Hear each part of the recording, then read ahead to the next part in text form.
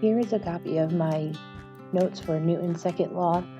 You probably remember this law from physical science, and not a whole lot changes for this law when we go to physics.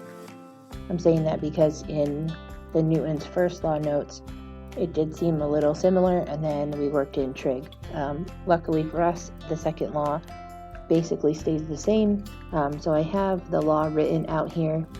It says the acceleration of an object is directly proportional to the net external force acting on the object and inversely proportional to the mass of the object.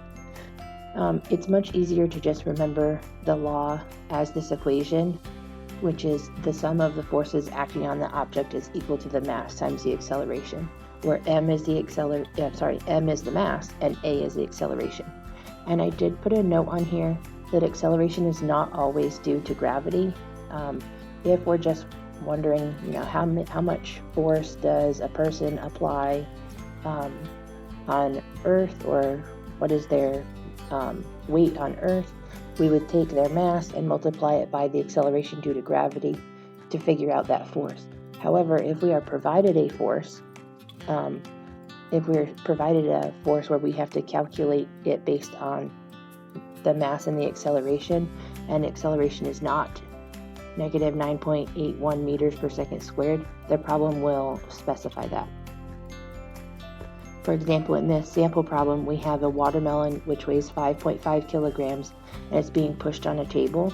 We're told that the acceleration is 4.2 meters per second squared, and that's to the right. So we need to find the external force exerted on the watermelon. From the problem, we know that mass is 5.5 kilograms and acceleration is 4.2 meters per second squared to the right. To the right is just telling us that it's going to be a positive number.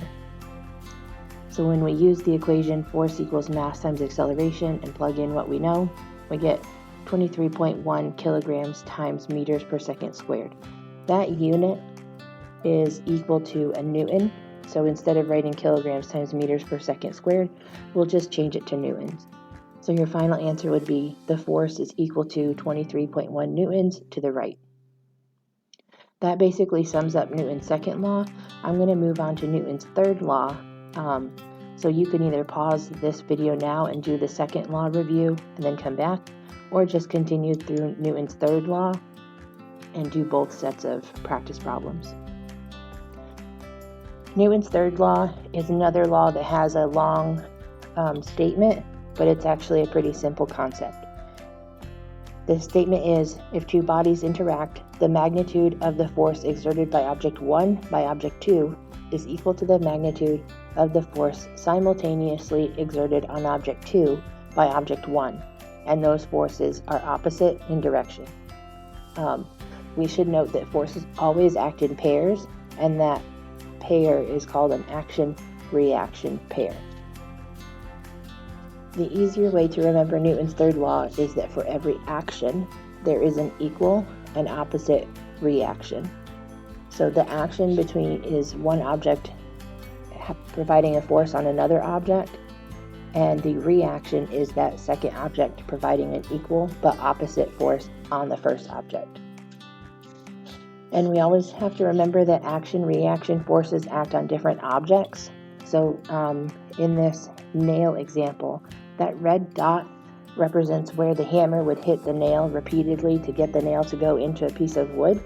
So the force of the hammer on the nail is going to push the nail into the wood, but the wood is going to try to resist that force. So the wood is actually going to push back on the nail. So the nail is not a part of the interaction, except for the fact that it's being driven into the wood. We're really looking at forces from the hammer and forces from the wood. So those are two different objects. And since they are opposing each other, they're going in opposite directions.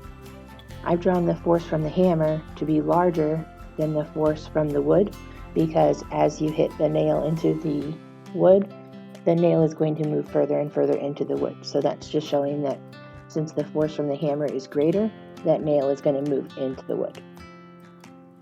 So that really sums up both of these laws. Since they were so short and pretty easy, I just combined them into one day.